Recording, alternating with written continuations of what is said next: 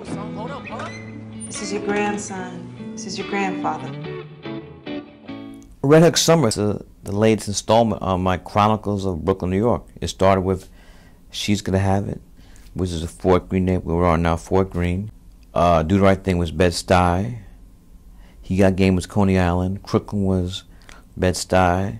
Clock was Boerum Hill. And now Red Hook Summer. And Red Hook.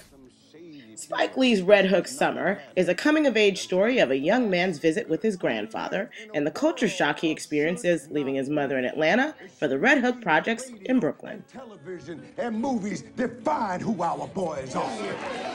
How did you find both of these two young characters? Well, there's a junior high school around the corner where I went to, and there's a fantastic drama teacher there. His name is Mr. Edwin Robinson. I know I could find those kids, the two leads in his class, and I did. And how do you think they did? I think they did a great job. Yeah.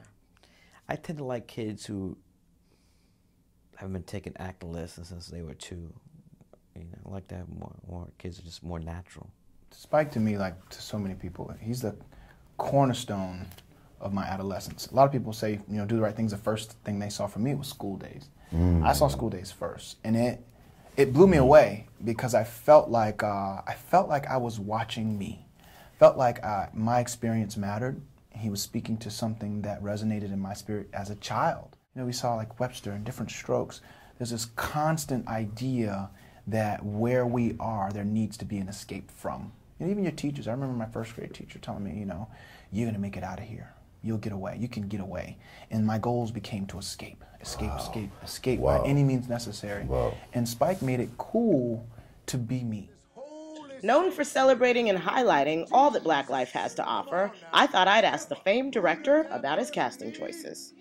I noticed that both of your female leads are curvy, they're darker skinned, they're voluptuous, and knowing how detailed and meticulous you are, obviously those were deliberate casting choices. You want to talk to me about that?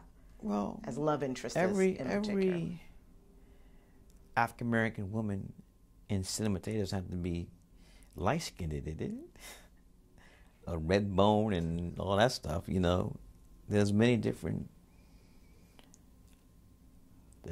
looks of African women, and they're all African American women. They're all beautiful. So, you know, we've want to reflect that.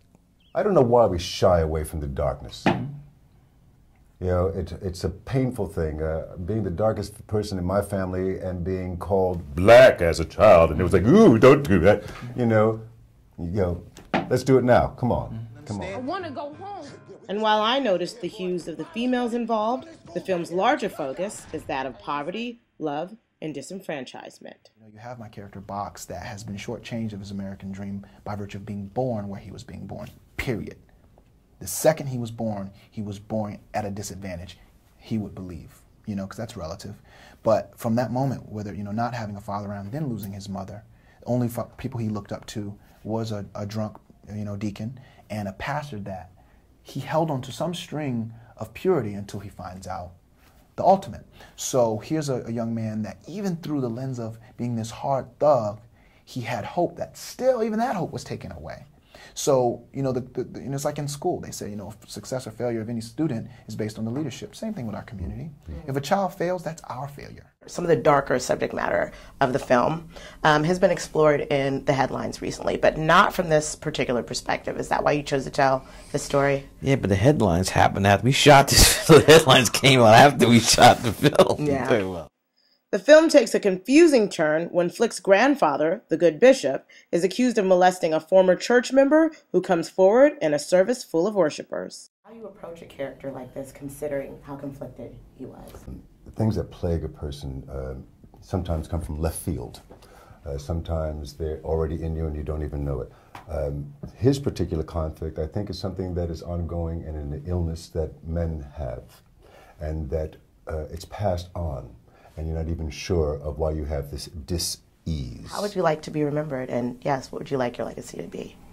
The legacy for me, I've always felt, of an artist is the work they leave behind. So the films, the documentaries, the music videos, the books, the commercials, they all speak for me.